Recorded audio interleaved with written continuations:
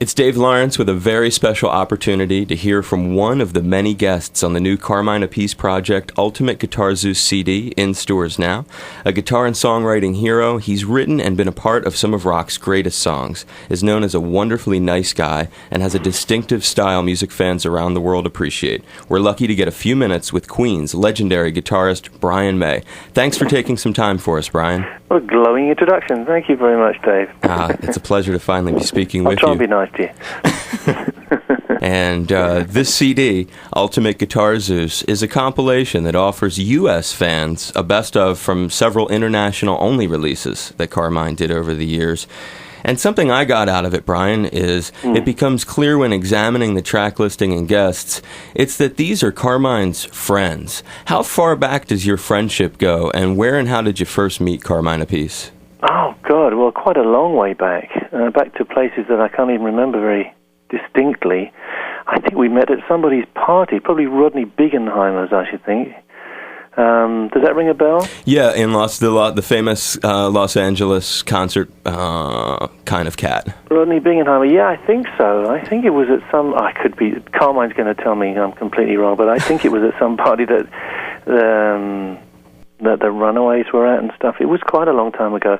Obviously, I knew of him long before that. You know, I knew of his prowess, and I remember hearing that Vanilla Fudge record, the big single, You Keep Me Hanging On, which was really one of the beginning sort of marker points of heavy music in the world, as far as I'm concerned. And taking songs and covering them in a unique way. Yeah.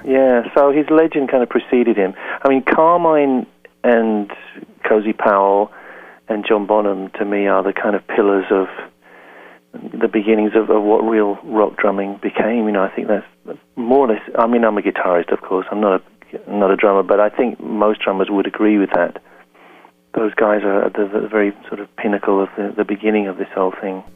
Certainly, as a drummer myself, and John Bonham and Cozy Powell being my two favorites, I would have to agree with you. Great. Oh, good. I've done good then. Yeah. As a guitarist, I would say that anyway. Well, it's ironic that you named, and Carmine again is another influence, but certainly your taste in drummers is excellent. Cool. Was your contribution to Carmine's 1995 Guitar Zeus CD your first time that you recorded with him that you recall? I think it was, yeah. It's a while ago now. Yeah, I believe it was. Yeah. And we've been meaning to catch up. He's always said, Brian, I owe you a favor, because obviously I didn't want to charge him, and I've yet to take up that favor. I'm thinking of doing that soon. I'd love Carmine to play on one of the tracks I'm doing at the moment. That would be a nice payback. So that was the first time that you recall actually recording with him, was doing this song Nobody Knew. I believe so. Yeah, I'm pretty sure it was. Yeah. And it was written and released in the pre-9/11 era, yet it's ironically disturbing in the lyrical message of the content. It's true.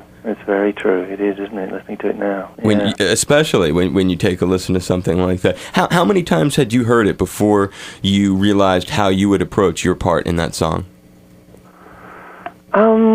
I get an impression pretty quickly with stuff like that. Generally, I know if I have a contribution to make the first listening, either I hear it or I don't. And I immediately thought, oh yeah, I can do this. And I could hear something in my head. So yeah, I'd say 2 or 3 times and I had something in my head. I think it's a bad idea to go into the studio without any idea in your head, because you tend to be ruled by your fingers then. I would much rather go in with a clear vision in my mind and then translate that to the fingers. So that's what happened here. Yeah, I could hear something. And was it a situation, Brian, where you recorded your part after the other musicians, or was any of it done at the same time? Can you recall just a little bit of the recording process? It was mostly done. The skeleton was there, yeah. The rhythm track was there. I don't know. It wasn't finished. The finer points weren't on there, but rhythm track was there, yeah. And I played to it in my studio here actually. But obviously talking on the phone to Carmine. Well, actually, probably the first time I ever did that. These days it's very commonplace. You just send an MP3 to someone and say, "You want to play on this?" But right. In those days it was unusual. It was It was new technology then. Yeah, that's interesting. Another aspect of the track is bassist Tony Franklin. How long have you known Tony? I don't know Tony very well, but again, hugely by reputation. Yeah, he's a fantastic player. Fantastic. Yeah, he played alongside Paul Rogers in The Firm, which is just an irony when speaking to you, because you and Paul have then teamed up years later. So it's a small world. It really is. Yeah. Carmine has some great friends. Say again? He has some really very wonderful friends, does Carmine. It's a huge variety of people, and it shows a lot, the kind of people that he has in his life, and the contributions they've made to the album. I felt privileged to be one of them. That makes me very happy. Well, fans can stay up to date with what you're up to in your very busy life at brianmay.com. Aside from your soapbox there, how involved are you with that site?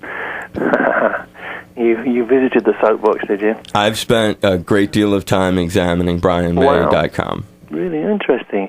Well, it's in compartments, really. My website lady runs most of it, and the soapbox is the area where I directly write, and I get feedback from that all the time. She does a sort of preliminary sifting, and then I answer what I can.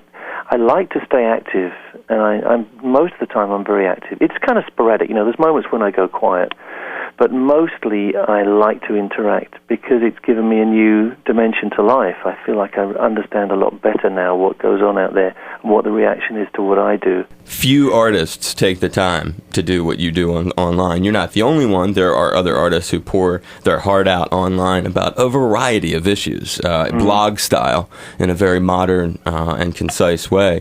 But your love and devotion to animals, the environment, and being considerate to people in need are all on display, and I strongly encourage people who have been fans of Brian's work with Queen and Brian's solo work with Back to the Light and Another World should take a good look at brianmay.com, where it's a very personal and impressive way to see you.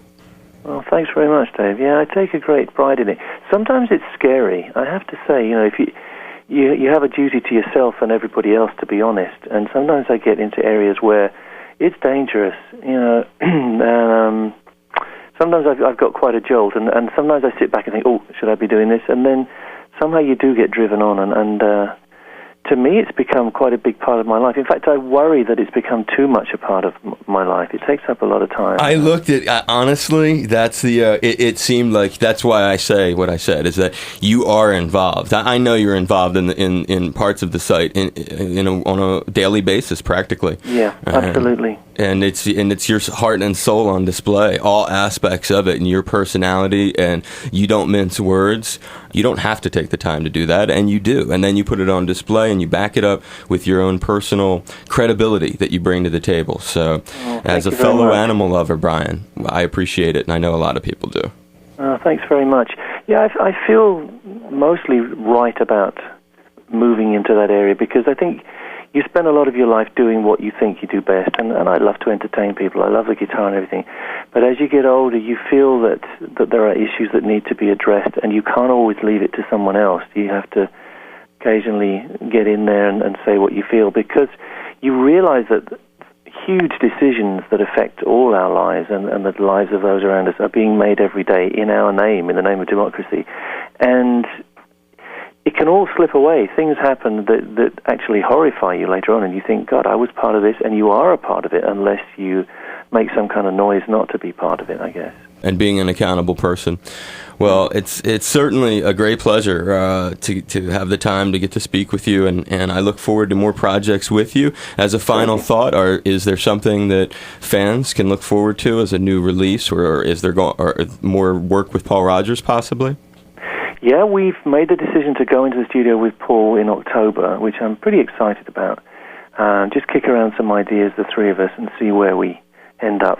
I would really like to make some music which reflects the way we are as people now, and what we've seen and what we've done. Because really Paul and Roger and I do share a lot of history, not all of it together, but in a similar environment, similar experiences. And I think we ought to have something to say, in a sense. It doesn't have to be like a book of prose, but I think it should reflect the sensibilities of people who have been in a certain place and have something to say about it. So I'm really looking forward to kicking around stuff with Paul.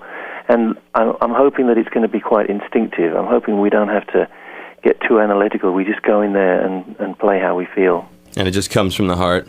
That would be nice. Certainly leaving us with something to look forward to. Absolutely. I can add one more thing if Please. you want. I spent a lot of time over the last 3 years writing with a guy called Patrick Moore, who's a very well-respected astronomer of a couple of generations before me in England. And we've come up with this book, which is called Bang, The Complete History of the Universe, and that will be out this coming October. And it's something which is for everybody. There's no maths in it, but it does approach all the difficult concepts in the way the history of the universe evolved. So I'm hoping that it'll bring new people into the field. That's another side of you that I've come to admire. I debated about asking you, should I refer to you as Dr. May? You can if you like. It's an honorary title, but... That's still pretty cool either way. What's the name of the book again? It's called Bang! Exclamation mark. In fact, it's called Bang! But the subtitle is The Complete History of the Universe. We're not being modest here. I know it. I had heard the title. I talked about it when I first heard a blurb about it quite a while ago, and it all seemed quite exciting for you. Yeah, I'll be putting something on the website about that in the next couple of days. Probably it's just about the time. We have a website up and about to run a new website for Bang, so we'll see how that goes. That's awesome. Well, hopefully Carmine will be called in and be a part of your upcoming project in some way. You guys will maybe guest together. You'll reverse the roles, so to speak. Absolutely, yeah. And was it an all right interview, Brian, honestly? Is there anything I could do different, or was that a good interview? Were you comfortable? Wow. It was definitely a good interview, no doubt about it. Yeah, that's very interesting. Yeah, I would tell you honestly, I didn't find any problem, because you made me feel relaxed and you made me feel appreciated, which is nice. Not everybody does that by any means. So I felt able to sort of share stuff with you. No, I enjoyed it. I think you're great. Nothing I could do different? No, I think you're doing great, really. I would tell you. Believe me, I would tell you. No, I know. That's why I ask you, because you're very honest. You're brutal on your website. It's great. Well, keep me in mind, Brian, if there's ever anything I can do for you. If you're going to be in my neighborhood, I presume you don't get to Hawaii much, but if you did, I could take very good care of you. I'd have you down and cater the show. Wonderful. Where exactly are you? I'm in Honolulu. So how often have you been to Honolulu? Well, actually never. If you came out here, I would definitely love to have you by the show. I'd get it catered by a really, really nice restaurant and take very, very good care of you. And sounds great. Okay. Just keep it in mind. And you're on. If there's ever a time you want to be on the air or use me for anything, don't hesitate. I'll be happy to be at your service. Fantastic. Appreciate it, Dave. Well done. Thank you. Take care, Brian. You too. Aloha. Aloha. Hi, folks. This is Brian May from Queen, and you're listening to my friend Dave Lawrence.